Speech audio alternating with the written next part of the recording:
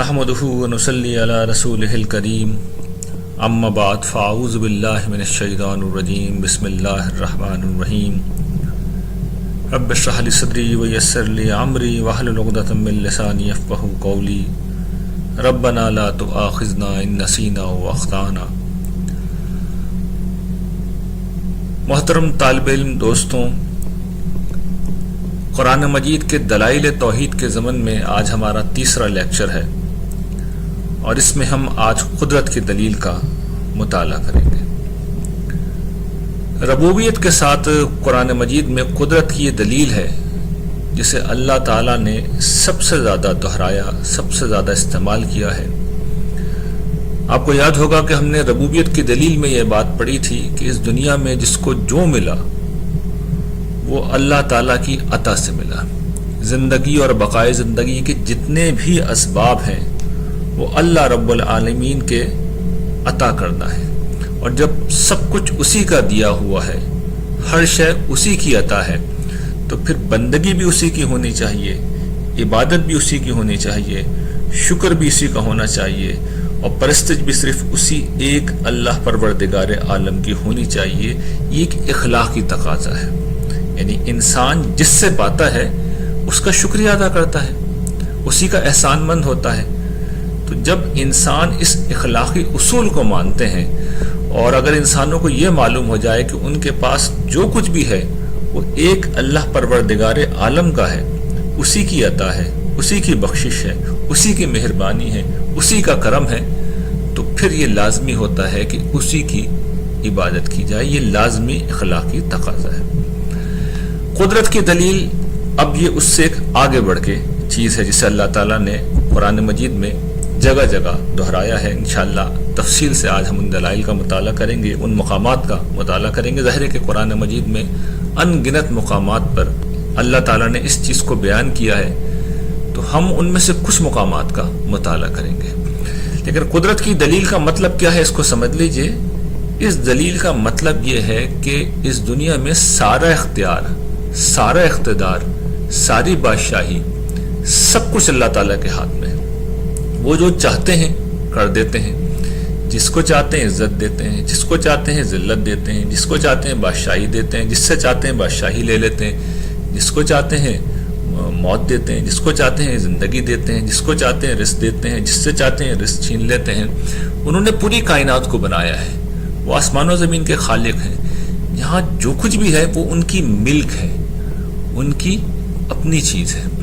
تو سب کچھ جب ان کا ہے، اور جس کو جو ملا ہے اور جو ملے گا وہ انہی کی طرف سے ہے، تو پھر انسان کو ہر مشکل میں اسی کی طرف رخ کرنا چاہیے، اور ہر آسانی کی تلاش میں اسی کے حضور میں پیش ہونا چاہیے۔ یہ قدرت کی دلیل ہمیں یہ بات واضح کرتی ہے۔ اچھا، قرآن مجید نے قدرت کی دلیل کو کئی پہلوؤں سے بیان کیا ہے۔ 3 پہلوؤں سے میں آپ کے سامنے اسے رکھوں گا۔ پہلا جو اس دلیل کا پہلو ہے، یعنی اللہ تعالیٰ کی جو قدرت ہے، اس کا پہلا پہلو کیا ہے کہ یہ قدرت کاملہ ہے۔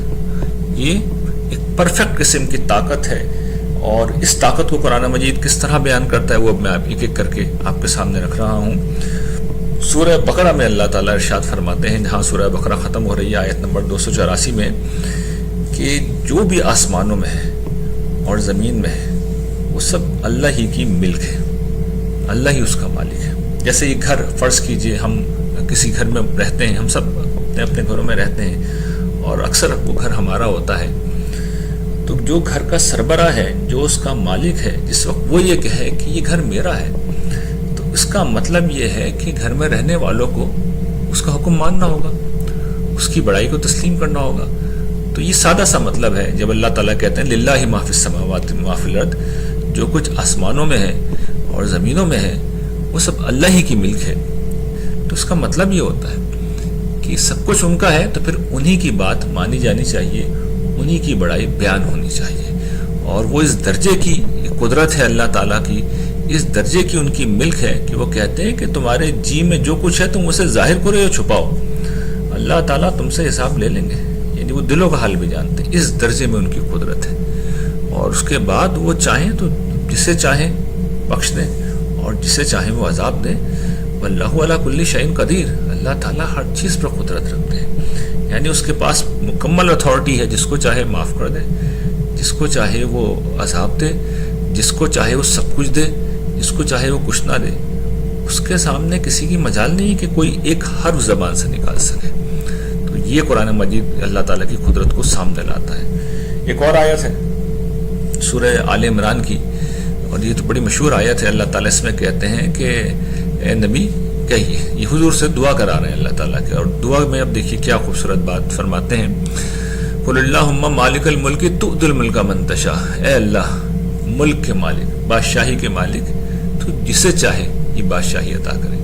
وتنزع الملک ممن تشاء، اور جس سے چاہے تو یہ بادشاہی لے لے. وتعز من تشاء، جسے چاہے تو عزت دے. وتذل من تشاء، جسے چاہے تو ذلیل کرے. بیدک الخیر، تیرے ہاتھ میں تو خیر ہی ہے، تیرا ہر فیصلہ خیر پہ مبنی ہوتا ہے. انک علی کل شیء قدیر. لیکن یہ بات حقیقت ہے کہ تو ہر چیز کی قدرت رکھتا ہے، جو چاہے کر دے. عزت، ذلت، بادشاہی لینا دینا سب تیرے ہاتھ میں ہے. اور اس درجے میں کہ تولج اللیل فی النہار وتولج النہار فی اللیل وتخرج الحی من المیت وتخرج المیت من الحی وترزق من تشاء بغیر حساب. یعنی یہ تیری قدرت کا عالم ہے کہ تو رات کو دن میں داخل کرتا ہے، دن کو رات میں داخل کرتا ہے، اور تو مردے میں سے زندہ کو نکالتا ہے. اور اس کے برعکس بھی معاملہ کرتا ہے کہ مردہ کو زندہ میں سے نکال لیتا ہے، اور جسے چاہتا ہے تو رزق بے حساب دیتا ہے.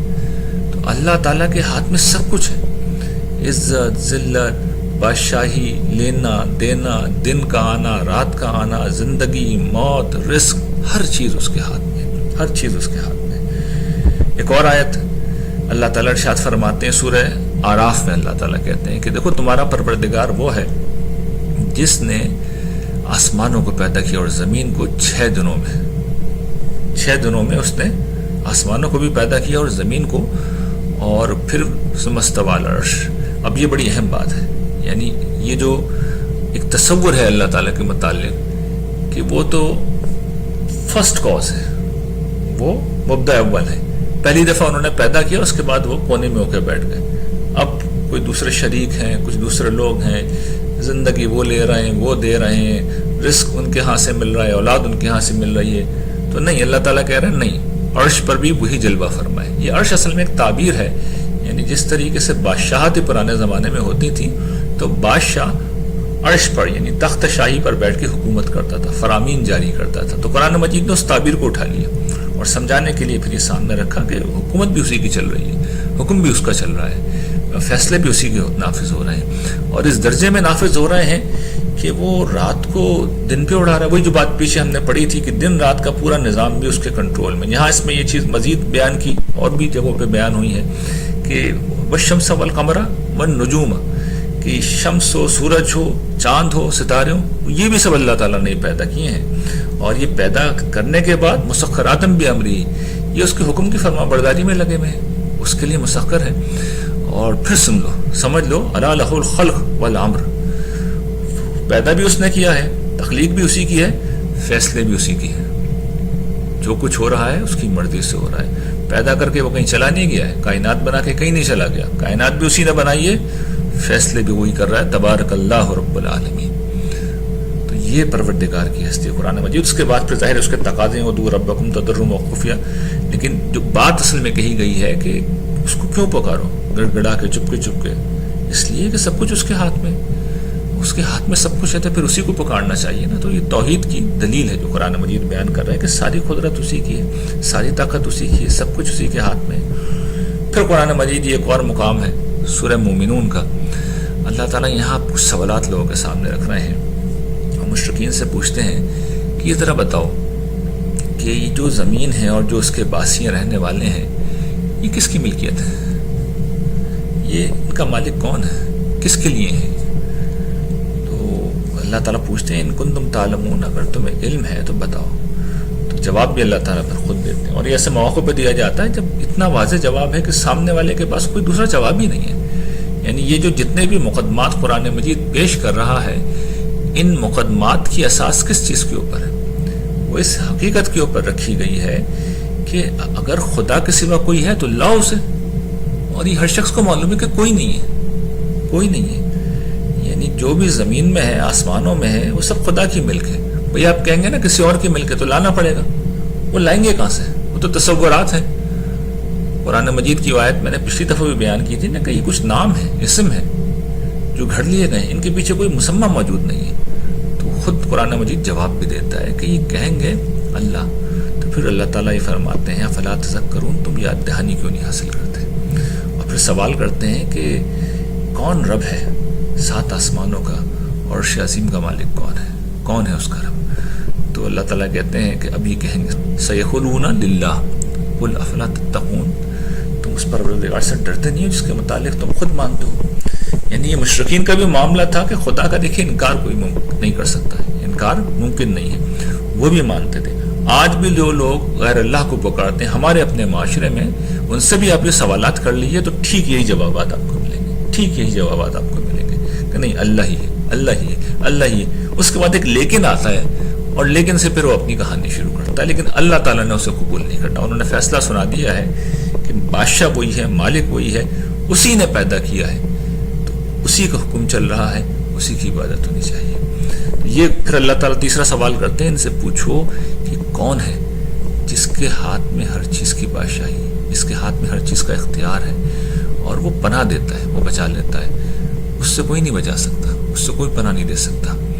تو اس کے جواب میں بھی ظاہر بات ہے کہ وہ ایک ہی جواب ہے، اللہ کے سوا کوئی نہیں ہے۔ تو قرآن مجید اس طریقے سے بھی اس حقیقت کو لوگوں کے سامنے رکھتا ہے۔ اچھا، دلیل قدرت کا ایک دوسرا پہلو بھی ہے۔ قرآن مجید نے ایک تو اللہ تعالیٰ کی قدرت کاملہ کو پیش کیا، اور پھر دوسرا اس پہلو سے بھی کہ اللہ تعالیٰ ہر عجز سے، ہر ضعف سے، ہر کمزوری سے، ہر عیب سے پاک ہے۔ تو اس کی بھی قرآن مجید میں بہت سی مثالیں، چند گنتی کی مثالیں میں آپ کے سامنے رکھ دیتا ہوں۔ آیت الکرسی اللہ تعالیٰ کی قدرت کا بیان، اس کی ربوبیت کا بھی ہم نے پڑھا تھا، یہ بیان ہے الحی القیوم، لیکن یہ الحی القیوم اس کی قدرت کا بھی بیان ہے۔ یعنی وہ سب کو زندگی دے رہا ہے، لیکن اس سے پہلے خود زندہ ہے، اپنے آپ کو زندہ رکھے ہوئے، اور وہ اپنی ذات میں قائم ہے۔ یہ قدرت کا بیان، دوسروں کو زندگی دے رہا ہے، دوسروں کو باقی رکھے ہوئے ہے، یہ اس کی ربوبیت ہے۔ لیکن پہلے تو وہ خود زندہ ہے، اپنے آپ سے زندہ ہے، بغیر کسی کی مدد کے زندہ ہے، بغیر کھانا کھائے، بغیر پانی پیے، بغیر انرجی کے، بغیر توانائی کے، بغیر کسی سہارے کے زندہ ہے۔ یہ اس کی قدرت ہے، اور وہ قائم ہے، باقی بھی ہے، یہ اس کی قدرت ہے۔ لیکن ہم جس کی بات کر رہے ہیں کہ عجز و ضعف سے پاک کرنا، قرآن مجید نے اس میں پن پوائنٹ کر کے بعض چیزیں بتائی ہیں۔ لا تأخذہ سنۃ ولا نوم، اسے نہ نیند آتی ہے نہ اونگ آتی ہے۔ یہ بہت بڑا عجز ہے نا، یعنی نیند انسانوں کی ایسی ضرورت ہے۔ ہمارے یہاں محاورہ مشہور ہے کہ سولی پہ بھی انسانوں کو نیند آ جاتی ہے، اور ظاہر بات ہے نیند ایسی چیز ہے کہ ایک دفعہ جب یہ آ رہی ہو تو پھر انسان کچھ بھی کر لے، انسان جو ہے اپنے آپ کو سونے سے نہیں روک سکتا، ورنہ نیند نہ آئے تو اونگ آئی جاتی ہے، آنکھ جھپکی جاتی ہے۔ تو اللہ تعالیٰ ان دونوں چیزوں سے پاک ہے، اور یہ بڑے عجز کی بات ہوتی ہے، یہ کمزوری کی بات ہوتی ہے۔ اس لیے کہ آپ کو نیند آئی، آپ کو اونگ آئی، آپ غافل ہو گئے، تو کوئی بھی شخص آئے، آپ کا دشمن ہے، آپ کا کام تمام کر سکتا ہے۔ کوئی کیڑا آئے، کوئی سانپ آئے، کوئی بچھو آئے، کوئی بھی موذی جانور آئے، کوئی بھی ایذا دینے والا جانور آئے، کوئی بھی دشمن آئے، وہ ہلاک کر سکتا ہے۔ انسان نیند میں اس طرح غافل ہو جاتا ہے، لیکن اللہ تعالیٰ اس سے بلند ہے، اس سے پاک ہے۔ اور پھر اسی قدرت کے دیگر مظاہر بیان کرنے کے بعد جو آخری بات کہی گئی ہے وَلَا يَؤُودُهُ حِفْظُهُمَا وَهُوَ الْعَلِيُّ الْعَظِيمُ، کہ یہ جو اس کی جو کرسی ہے، اس کا جو اقتدار ہے، وسیع کرسی السماوات والارض، آسمان و زمین کے اوپر چھایا ہوا ہے، اس کا اقتدار آسمان و زمین پہ چھایا ہوا ہے، یعنی ہر جگہ اسی کا حکم چل رہا ہے، کسی اور کا حکم نہیں چل رہا۔ یہ دلیل کا وہ پہلا پہلو جو بیان ہوا ہے، اور ساتھ میں یہ دوسرا پہلو بیان کیا گیا ہے کہ ان کی حفاظت نگہبانی اس کو بالکل نہیں تھکاتی، وہ بالکل نہیں تھکتا۔ یعنی ہم انسان تو کوئی سا بھی ایک چھوٹا سا پروجیکٹ لے لیں، ہم گھر میں ہماری خواتین اگر کھانا بنائیں وہ اس سے تھک جاتی ہیں، ہم اگر اپنا کوئی دفتر کا کام کر لیں اس سے تھک جاتے ہیں۔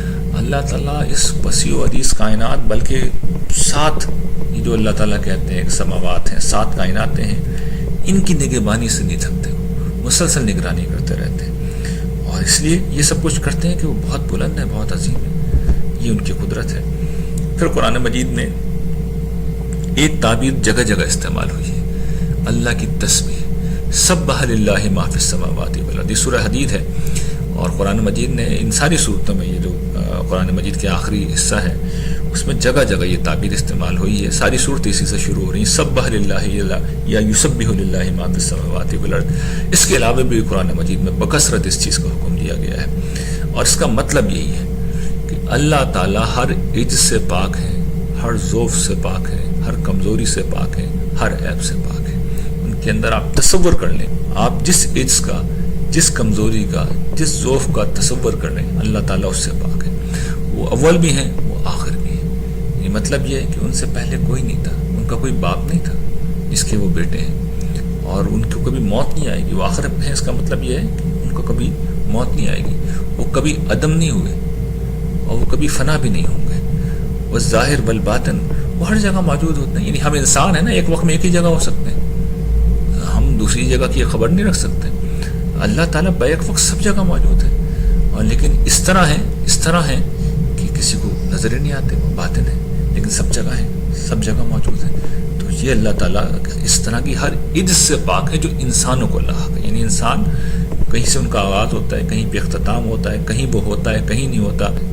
اللہ تعالیٰ عالم الغیب والشہادہ ہے، وہ ہر جگہ موجود ہے، اس لیے وہ ہر چیز کو جانتے ہیں. اور پھر باقی وہی ان کی قدرت کے پہلو ہیں، لیکن ان سے میں صرف نظر کر رہا ہوں وقت بچانے کے لیے. پھر سورہ بنی اسرائیل میں اللہ تعالیٰ نے بڑی ایک خوبصورت بات کہی ہے، اور وہاں وہ یہ کہتے ہیں کہ وقل الحمدللہ، اے نبی ان سے کہیے اللہ ہی کی تعریف ہے، اسی کا شکر ہے. وقل الحمدللہ الذی لم یتخذ ولدا ولم یکن لہ شریک فی الملک ولم یکن لہ ولی من الذل وکبرہ تکبیرا. فرماتے ہیں کہ نبی کہیے کہ کل تعریف اس رب العالمین کے لیے ہے جس نے کسی کو بیٹا نہیں بنایا، جس نے کوئی بیٹا نہیں بنایا، اور نہ بادشاہی میں کوئی اس کا شریک ہے، اور نہ ہی ذلت میں کوئی اس کا مددگار ہے. مطلب یہ کہ نہ اسے کبھی ذلت، کمزوری، عاجزی پیش آتی ہے کہ اسے کسی مددگار کی ضرورت ہو. یعنی یہ مراد ایک زبان کا اسلوب ہوتا ہے کہ آپ کسی ایسی چیز کی نفی کرتے ہیں جو ہوتی نہیں ہے، اور پھر اس کے بعد اس کے لازم کی نفی خود بخود ہو جاتی ہے. تو اللہ تعالیٰ کو کہتے ہیں کہ نہ اسے کبھی مشکل پیش آتی ہے، نہ عجز پیش آتا ہے، نہ کبھی اسے شکست ہوتی ہے، نہ کبھی وہ ہارتا ہے، نہ کبھی اسے ذلت پیش ہوتی ہے، نہ کبھی کمزوری ہوتی ہے کہ اسے کسی سہارے کی ضرورت ہو. تو نہ اسے یہ صورتحال پیش آتی ہے، نہ اسے کسی کی مدد کی ضرورت ہوتی ہے. کبرہ تکبیرا، اس کی تو بس کبریائی ہی بیان ہوتی ہے ہر جگہ، اور ہمیں بھی اس کی کبریائی ہی بیان کرنی ہے. سورہ اخلاص میں بھی اللہ تعالیٰ نے یہی بات بیان کی ہے کہ اللہ یکتا ہے، وہ اپنی ذات میں بالکل یونیک ہے. تم کوئی چیز جو ذہن میں لا سکتے ہو لاؤ، اس جیسا کوئی نہیں ہے. وہ ایسا اعلیٰ ہے، وہ ایسا پرفیکٹ ہے کہ اس جیسا پرفیکٹ کوئی نہیں ہو سکتا. اس لیے وہ سب کا سہارا ہے، اور نہ وہ کسی کا بیٹا ہے، نہ باپ ہے، کوئی اس کا ہمسر بھی نہیں ہے. تو وہ بڑی ہی یونیک شخصیت ہے، بڑی غیر معمولی ہستی ہے. اور یہ قرآن مجید نے اللہ تعالیٰ کی قدرت کے اس پہلو کو بیان کیا ہے جہاں وہ ہر عجز اور ضعف سے پاک ہے. تیسرا پہلو جو اللہ تعالیٰ کی دلیل قدرت کا ہے وہ یہ کہ جن کی تم پرستش کرتے ہو، جن کی تم عبادت کرتے ہو، ذرا ان کو بھی ملاحظہ کر لو. دیکھو ان کا معاملہ کیا ہے.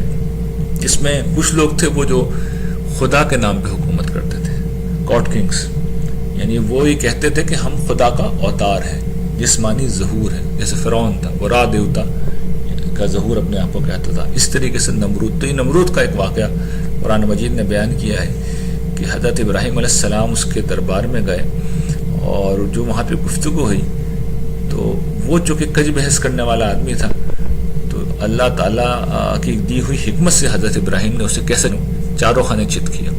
تو دیکھیے وہاں پہ کیا واقعہ پیش آیا کہ جب حضرت ابراہیم نے اس سے کہا کہ میرا رب تو وہ ہے جو زندہ بھی کرتا ہے، مارتا بھی ہے، موت و زندگی اس کے ہاتھ میں.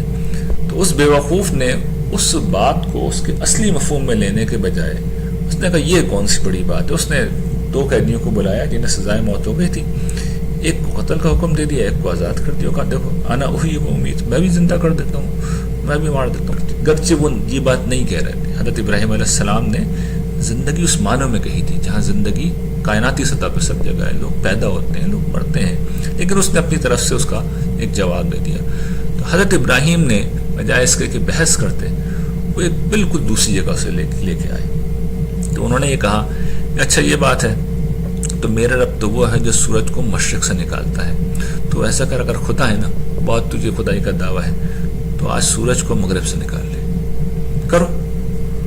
یعنی میں اس کو یہ کہتا ہوں، میں ہمیشہ قرآن مجید کے بارے میں ایک جملہ کہتا ہوں کہ قرآن مجید کا جس شخص کو ذوق پیدا ہو جائے وہ یہ سمجھ لیتا ہے کہ قرآن مجید، اور میری یہ دعا ہے اللہ تعالیٰ آپ لوگوں کو بھی یہ ذوق عطا کرے کہ قرآن مجید کو جو شخص سمجھ لیتا ہے نا، اسے یہ اندازہ ہو جاتا ہے کہ یہ خدائی لہجہ ہے۔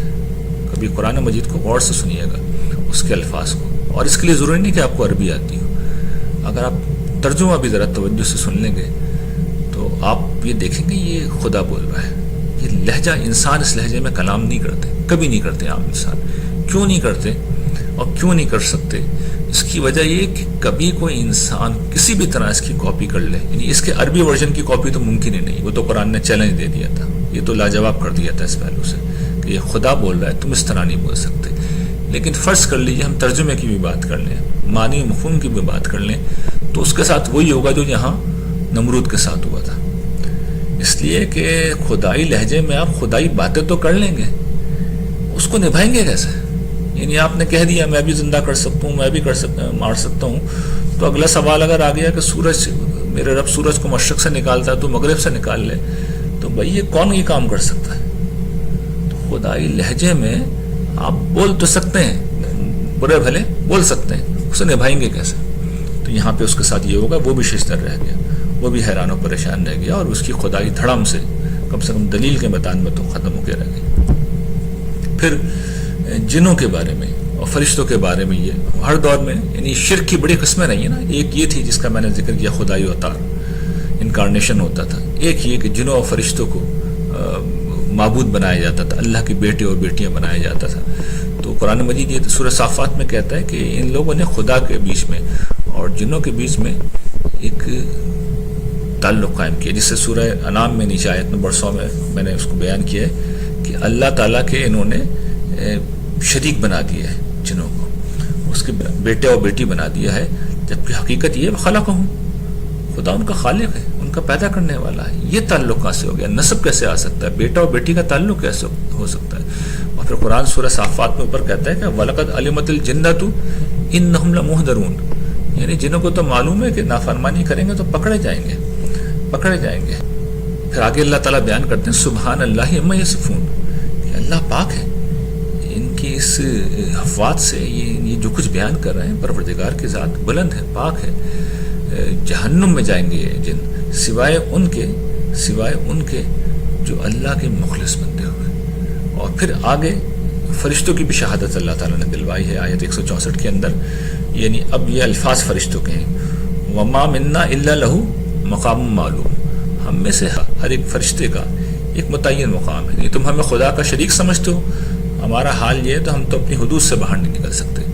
اور ہم کرتے کیا؟ وَإِنَّا لَنَحْنُ الصَّافُونَ، بجائے اس کے کہ ہم کوئی فیصلے دیں، تو ہماری تقدیروں کے فیصلے کریں، ہم تو ہاتھ باندھ کے صف در صف بڑے عجز کے ساتھ اپنے مالک کے حضور کھڑے رہتے ہیں۔ وَإِنَّا لَنَحْنُ الْمُسَبِّحُونَ، اور کرتے کیا ہیں؟ ہم اس کی تسبیح کر رہے ہیں، اس کی پاکی بیان کر رہے ہیں، ہم یہ بتا رہے ہیں اس کا کوئی شریک نہیں، اس میں کوئی کمی نہیں، اس میں کوئی عیب نہیں، وہ تو سرتا سر جمال و کمال ہے۔ تو یہ ہمارا کام ہے، تم ہمیں معبود کیسے سمجھ رہے ہو؟ فرشتوں کی گواہی اللہ تعالیٰ نے اسی موقع پہ نزول قرآن کے وقت ہی دلوا دی۔ پھر بت پرستی ہوتی تھی بہت بڑے پیمانے پہ، تو اللہ تعالیٰ اس کو بھی بڑی دلچسپ مثالوں سے واضح کرتے ہیں۔ سورہ حج میں اللہ تعالیٰ نے مثال دی ہے کہ لوگوں ایک مثال بیان کی جاتی ہے، اسے سنو۔ یہ جن کو تم اللہ کو چھوڑ کے پکارتے ہو، یہ ایک مکھی بھی پیدا نہیں کرتے، چاہے سب کے سب مل جائے، اور اگر کوئی مکھی ان سے کچھ چھین کے لے جائے، وہ ہوتا ہے نا ان کی جو مٹھائیاں ان کے حضور پیش کی جاتی تھیں، نذرانے چڑھائے جاتے تھے، تو عام طور پر مکھیاں آ جاتی ہیں، اور مکھیاں ایسے مواقع پہ مٹھائی پہ آ کے بیٹھتی ہیں، اور کوئی چھوٹی سی صحیح بات ہے، مکھی کے ہاتھ میں کیا آنا ہے، لیکن جتنا بھی آنا ہے، کتنا ہی چھوٹا حصہ وہ مٹھائی کا اپنے ساتھ لے کے چلی جائے، تو قرآن یہ کہتا ہے اگر مکھی ان سے کچھ لے جائے، چھین لے، تو اسے چھڑا نہیں سکتے۔ یہ بودے اتنے ہیں، اتنے کمزور ہیں، اتنے ضعیف ہیں کہ جیسے یہ چاہنے والے ہیں اور ویسے ہی جن کو چاہا جا رہا ہے، جن سے مانگا جا رہا ہے، سب یکساں طور پہ بودے ہیں، سب یکساں طور پہ ضعیف ہیں۔ تو قرآن نے بڑی خوبصورتی سے ان بتوں کی بے وقتی کو بیان کیا، اور پھر بت پرستی جو کہ بہت بڑا مسئلہ تھا، اور بھی کئی اسالیب ہیں وہ آگے آئیں گے. پھر ایک جو شرک کی شکل رہی انبیاء اور صالحین کو خدا کا شریک سمجھا جاتا تھا، اس کی سب سے بڑی مثال حضرت عیسیٰ کی ہے. تو قرآن یہ بات بیان کرتا ہے اور بڑے کمال طریقے سے بیان کرتا ہے کہ وہ ایک رسول تھے جن سے پہلے بہت رسول گزرے ہیں، اور ان کی والدہ ایک نیک خاتون تھی، ایک پاک باز خاتون تھی، ایک سچی خاتون تھی، اور وہ دونوں کھانا کھاتے تھے. وہ کھانا کھاتے تھے، خدا کیسے ہو سکتے ہیں؟ خدا کوئی کھانا کھاتا ہے؟ کھانا کھانا کمزوری کی علامت ہے، یہ عجز کی علامت ہے. کھانا نہ ملے تو آدمی کمزور نڈھال ہو جاتا ہے، مر جاتا ہے. تو خدا کیسے ہو سکتے ہیں؟ تم نے ان کو خدا بنا لیا، ان سے مدد مانگ رہا ہو، ان کو مشکل کشا سمجھ رہے ہو، ان کو پکار رہے ہو، ان سے ہدایت طلب کر رہے ہو، ان سے بخشش طلب کر رہے ہو. انہوں نے کیا دینا ہے؟ وہ تو بیچارے خود کھانا کھاتے تھے. تو ان کے اندر تو خدائی کی کوئی بات تھی نہیں. تو قرآن مجید اس کو بھی بیان کرتا ہے. پھر جو بت پرستی کا ایک تصور یہ تھا نا کہ بتوں پہ جب تنقید کی جاتی ہے، آج بھی جب کی جاتی ہے، تو یہ کہتے ہیں بھئی یہ بت تو علامت ہیں، یہ بت علامت ہیں، اصل میں تو وہ روحیں ہیں جو ان کے پیچھے کھڑی ہیں. تو قرآن مجید اس کو بھی ایڈریس کرتا ہے، اور وہ کہتا ہے کہ یہ ان کو شریک ٹھہراتے ہیں اللہ کے ساتھ جو کوئی چیز پیدا نہیں کرتے بلکہ خود بنائے جاتے ہیں. اشارہ ہے ان کے بتوں کی طرف کہ یہ بت تمہارے سامنے، یہ خود کچھ نہیں بنا سکتے، ان کو تو تم نے بنایا ہے، اور نہ یہ تمہاری مدد کر سکتے ہیں، نہ اپنی کوئی مدد کر سکتے ہیں. اور تم ان کو اگر رہنمائی کے لیے کبھی پکارو تو یہ تمہارے پیچھے نہیں آئیں گے. مطلب یہ ہے کہ یہ خاص تعبیر قرآن نے اختیار کی ہے کہ بتوں کے پس منظر میں کہ اگر ان کو بلاؤ کہ بھئی یہ مجھے راستہ دکھا دو، تو آپ کے ساتھ دو قدم چل کے آپ کو راستہ بھی نہیں دکھا سکتا. اور اللہ تعالیٰ کا معاملہ یہ ہے کہ آپ اس سے جو مانگیں، عملی طور پہ لگتا یہ ہے کہ اللہ تعالیٰ گویا کہ آپ کے ساتھ آ کے کھڑے ہوں گے، جہاں آپ جا رہے ہیں وہ آپ کے ساتھ ساتھ جا رہے ہیں. تو اللہ تعالیٰ نے بتوں کے حوالے سے کہا ہے کہ تمہارے ساتھ آ بھی نہیں سکتے، اور تم انہیں پکارو یا خاموش رہو برابر ہے، یعنی کوئی فرق نہیں پڑنا، انہوں نے کوئی جواب نہیں دینا. اور پھر قرآن مجید واضح کرتا ہے اس سوال کے بارے میں کہ نہیں، ہم تو ان کے پیچھے جو شخصیات کھڑی ہوئی ہیں ان کو پکار رہے ہیں. تو اللہ تعالیٰ کہتے ہیں کہ جن کو تم پکار رہے ہو نا، وہ بھی تمہاری مانند بندے ہیں، وہ بھی تمہاری مانند ہی انسان ہیں، تمہاری طرح ہی مخلوق ہیں، فرشتے ہیں، جن ہیں. یہ خدائی کا دعویٰ نہ انہوں نے کیا ہے اور نہ کوئی اس کے حق میں سند ہے، دلیل ہے. تم کیسے پکارتے ہو؟ اور اگر تم سمجھتے ہو کہ وہ کچھ طاقت رکھتے ہیں تو پکارو انہیں، جواب دے دیں گے تمہیں. آج تک جواب نہیں آیا غیر اللہ سے، آج کی تاریخ تک کبھی جواب نہیں آیا. تو قرآن یہ کہتا ہے پکارو انہیں، چاہیے وہ تمہیں جواب دیں اگر تم سچے ہو. اور پھر قرآن توجہ دلاتا ہے کہ یہ جو تمہارے بت ہیں، ان کے کوئی پاؤں ہیں جن سے یہ چلتے ہیں، ان کے ہاتھ ہیں جن سے یہ چیزوں کو پکڑتے ہیں، یہ ان کی آنکھیں جن سے وہ دیکھ رہے ہیں، ان کے کان ہیں جن سے یہ سنتے ہیں. تو یہ قرآن مجید توجہ دلاتا ہے کہ یہ تمہاری اپنی تخلیق کی ہوئی چیزیں ہیں، ان کو تم نے معبود بنا لیا، ان کی تم پرستش کر رہے ہو. تو نہ یہ چلتے ہیں، نہ یہ بولتے ہیں، نہ یہ دیکھتے ہیں، نہ یہ سنتے ہیں، ان کی عبادت میں تم لگے ہوئے. تو یہ قرآن مجید غیر اللہ کا عجز بیان کرتا ہے. اسی طرح اجرام فلکی کی بڑی پرستش ہوتی تھی. تو قرآن نے جگہ جگہ یہ بات بیان کی ہے، پیچھے بھی ہم نے پڑھا ہے کہ یہ اللہ کے حکم سے مسخر ہے. اور پھر سورہ نام میں ایک واقعہ ہے جو حضرت ابراہیم کا بیان ہوا ہے. کسی موقع پہ انہوں نے اپنی قوم کو درجہ بدرجہ ان کی گمراہی کی طرف توجہ دلائی کہ کس طرح یہ لوگ گمراہ ہیں. تو ایک موقع پہ انہوں نے اپنی قوم سے یہ کہا، جب رات میں تارے چمک رہے تھے، انہوں نے یہ کہا کہ جب اس تارے کو دیکھو تو انہوں نے کہا قال ھذا ربی، انہوں نے کہا یہ میرا پروردگار ہے، یہ میرا رب ہے. اور پھر گویا کہ خود کلامی کے انداز میں کہا. لوگوں نے سنا ہوگا، انہوں نے کہا ہوگا یہ بھئی بہت گمراہ نوجوان تھا، لیکن اب لگتا ہے یہ کچھ راہ راست پہ آ رہا ہے. یہ حضرت ابراہیم کی دعوت کا ایک مرحلہ ہے. ایسا نہیں ہے کہ پہلی دفعہ یہ انہوں نے اپنے سفر کا آغاز کیا ہے، یعنی وہ نبی تھے، انہیں صحیح بات معلوم تھی، لیکن اب وہ اپنے قوم پہ اتمام حجت کر رہے ہیں. تو ایسے ہی انہوں نے کسی موقع پہ خود کلامی کے انداز میں کہا کہ یہ میرا رب ہے. اور پھر کسی موقع پہ دن میں جب وہ تارا نہیں تھا تو انہوں نے کہا فلما افلا قال لا احب الافلین، میں ڈوبنے والوں کو پسند نہیں کرتا. وہ تارا تو ڈوب گیا، میں اس کو رب کیسے بناؤں؟ وہ تو ڈوب گیا. مجھے دن میں اگر اس کی مدد کی ضرورت ہے تو میں اسے کہاں سے پکاروں؟ وہ تو ہے ہی نہیں، چلا گیا، غائب ہو گیا. پھر کسی اور موقع پہ جب پورا چاند روشن تھا، بدر کامل تھا، تو انہوں نے اس بدر کامل کو دیکھا اور کہا کہ ہاذا ربی، یہ ہے میرا رب، یہ ذرا چمکتا دمکتا روشن ہے۔ لیکن ظاہر ہے چاند نے کب تک رہنا تھا، وہ بھی ڈوب گیا۔ ڈوبا تو پھر انہوں نے کسی اور موقع پر اب وہ بات پھر دہرائی، فلما فلم، جب وہ ڈوب گیا، وہ غائب ہو گیا، تو انہوں نے کہا قال لئن لم یہدنی ربی لاکونن من القوم الضالین، کہ اگر میرے رب نے میری رہنمائی نہیں کی تو میں گمراہوں میں سے ہو جاؤں گا۔ انہوں نے اب گویا کہ ایک پوری سٹیٹمنٹ لوگوں کے سامنے رکھ دی اور توجہ یہ دلائی کہ خدا تو وہ ہوتا ہے جو رہنمائی کرے۔ ان کا حال تو یہ ہے کہ یہ ان کا اپنے وجود کے اوپر کوئی اختیار نہیں ہے، نہ اپنی مرضی سے طلوع ہوتے ہیں، نہ اپنی مرضی سے ڈوبتے ہیں، تو یہ رہنمائی کیا کریں گے، یہ ہدایت کیا دیں گے؟ اور یہ میں توجہ دلا رہا ہوں آپ کو کہ خدا کے ہونے کا یہ سب سے بڑا ثبوت ہے۔ خدا کو جس وقت آپ پکارتے ہیں ہدایت کے پہلو سے، رہنمائی کے پہلو سے، دیکھیے ایک تو ہے آپ اپنے دنیا کے مسائل کے حوالے سے خدا کو پکار رہے ہیں، اس میں اللہ تعالیٰ اس میں بھی سنتے ہیں لیکن اس میں مصلحت کا لحاظ کر لیتے ہیں، لیکن ہدایت کے پہلو سے جب بھی اللہ کو پکارا جائے گا وہ 100% آپ کی رہنمائی کریں گے، اور یہ بات آج کے دن تک بالکل صحیح ہے، صرف آپ کو مخلص ہونا چاہیے۔ تو انہوں نے پھر اس پر توجہ دلائی، اور پھر کسی تیسرے موقع پر جب انہوں نے سورج کو چمکتا دیکھا تو کہا ہاذا ربی ہاذا اکبر، یہ سب سے بڑا ہے، یہ ہے میرا رب۔ لیکن جب وہ بھی ڈوب گیا تو انہوں نے کیا کہا، قال یا قوم انی بریء مما تشرکون، میں تمہارے شرک سے اعلان برات اختیار کرتا ہوں، اعلان برات کرتا ہوں۔ یعنی یہ اپنی قوم کے اوپر انہوں نے اتمام حجت کیا، اور قرآن مجید نے گویا کہ یہ پیغام دیا ہے کہ جو ڈوبنے والے ہیں، جو چلے جاتے ہیں، وہ رب کیسے ہو سکتے ہیں۔ اور پھر یہ آخر میں یہ جو آج کل کا ایک نظریہ ہے خود بخود تخلیق کا، کہ سب کچھ خود بخود ہو رہا ہے، تو قرآن مجید نے اس کو بھی موضوع بنایا ہے اور پوچھا ہے ام خلق من غیر شیء ام هم الخالقون، یہ سورہ طور ہے کہ یہ بغیر کسی چیز سے پیدا ہوئے، ایسے ہی پیدا ہو گئے، یہ اپنے خالق آپ ہیں۔ دیکھیے یہ ممکن نہیں ہے، یہاں پر اس دنیا میں بغیر کسی کاز کے کوئی افیکٹ نہیں آ سکتا، تو قرآن یہ کہتا ہے خود بخود پیدا ہو گئے یا انہوں نے اپنے آپ کو خود بنایا ہے۔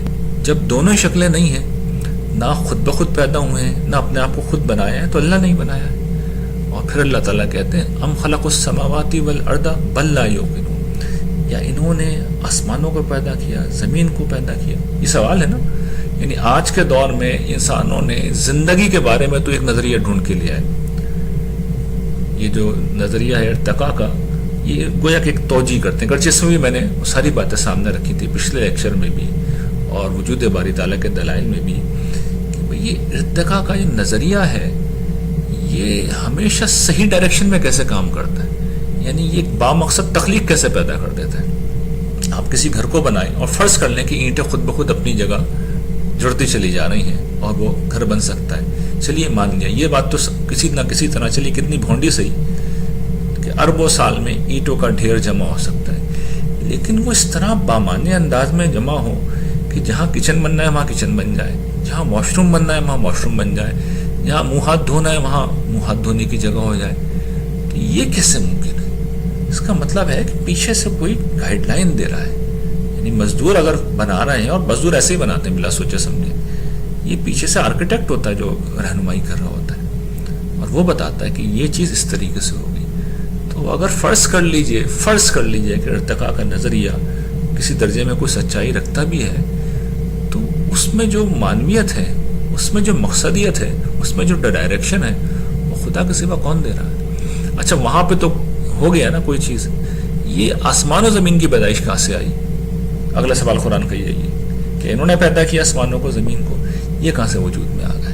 تو اس کا تو خیر کوئی برا بھلا جواب بھی آج تک انسانیت نہیں ڈھونڈ سکی۔